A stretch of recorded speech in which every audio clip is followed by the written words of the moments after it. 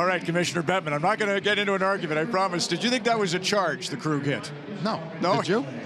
I actually thought, because he went such a distance. But Except he was coasting from the blue line. Right. Yeah, I know. I thought they kind of took the coasting part out, depending on, but let's not get into that. And, you know, it's been such a playoff, so I would be interested to hear how you would characterize the 2019 playoffs. I think they've been incredibly competitive, unpredictable, entertaining, and exciting. And that's a result of the fact that we have extraordinary competitive balance. Through the end of the regular season, every game mattered virtually. And once you made the playoffs, as we've been saying for years, anything can happen. And this season is certainly proving it. You know, Robertson Davies, a great writer in Canada, said, Canada's not a country you love, it's a country you worry about. And that's how it is for us, right, with hockey. You're always right back to the Vegas situation with Cody Eakin getting 5 in a game. Let's start with that. It was a stunning kind of development, 4 power play goals, and it's led to the discussion about review. Where are you? Well, we're going to take a look at it. I mean, people act like we don't have video review. We've had it for 2 decades. We've been leaders in that space. We review probably 8,000 instances of goal, non-goal every season, whether or not the puck went into the net the right way. It was a good hockey goal. We do it for goaltender interference. We do it for offsides. And, you know, even those people say, well, video review on offsides, it was just a little bit off. Video review causes you to get it right. If you don't like the fact that it's just a little bit, then you got to change the offsides rule, not video replay.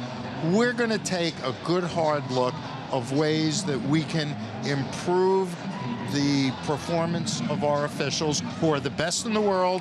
They have the hardest game to officiate, but there are some instances where it's hard to get it right, particularly in real time.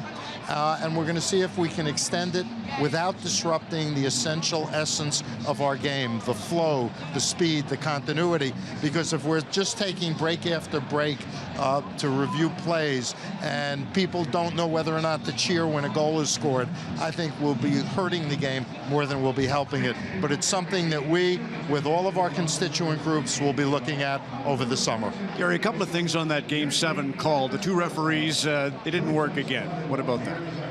We tend to focus on advancing officials who are working well during the playoffs.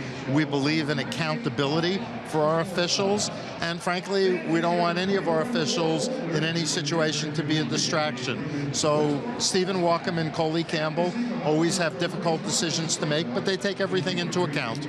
If we were to incorporate review on that situation, it would be on a penalty versus the black and white kinds of calls. Well, the penalties are really, so the absurd example, or maybe not so absurd, is I'm a D-man in my own zone. I trip somebody, no penalties called. The puck turns over to me. I pass it to a teammate who passes it to a teammate, scores a goal. Are we going to go back and unwind the clock for all of those things? I don't think you can call penalties on video replay. I think you can look at certain situations, particularly when they lead to a goal, where you undo a bad call. And that's something we're going to look at. Right. It's interesting because Brian Burke's always teaching us about the scales of the Stanley Cup playoff suspension vis-a-vis the regular season. A 5-minute major in the playoffs is a big deal. We enforce the rules throughout the season. We adhere to the standard. And frankly, how do you differentiate a playoff game versus the last game of the regular season, right, where the winner goes to the playoffs and the loser goes home? On the black and white calls, such as puck over the glass, puck in the netting, which you have reviewed. They're not always so black and white. Sometimes they're hard to tell.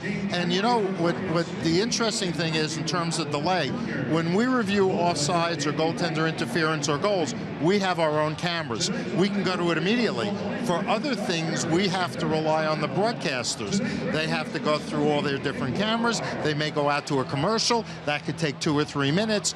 And so that, again, will disrupt it. And as you know, different games have different number of cameras. A regional local broadcast may have 10 cameras. Tonight, you probably have 18 cameras here. And are we going to have different standards of review depending on the camera work that's available at a particular game?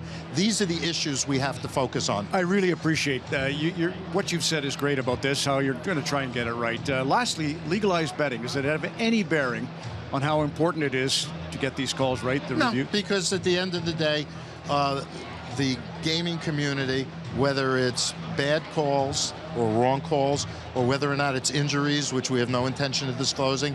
You want to bet on our games? Take us as you find us. I wanted to ask you about the core development program the NHL has with the PA. I was telling you about this breakaway. The NHL alumni has a program for players who are close to retirement or have just retired, transitioning. How are the players accepting or being involved in that program? It's a work in progress, changing the culture of the game. Starting at the rookie orientation program, we start talking to the players about focusing on life after hockey, making sure they have the right education, the right educational tools, getting them focused on a post-hockey career. And both the program we do at the Players Association for current players, we also fund the program that the Alumni Association does, because we want to make sure that our players can adjust after they have their time in the NHL. It's a big deal. Lastly, you went into the Hockey Hall of Fame last year. You'll be there, of course, in Toronto when Jim Hewson receives the Foster Hewitt Memorial Award. Yes. I know you're excited for Jim, and I know you're very excited for Frank Brown, who goes in with the Elmer Ferguson Award. Tell me quickly about that. Frank worked with me for 20 years. After his distinguished career as a journalist, I tried to reorient him. But Frank's a great person. He is a wonderful writer, and he's somebody who really deserves this recognition now that he's retired. I couldn't be more proud to have worked with him. Thanks for this, Gary. Thank you.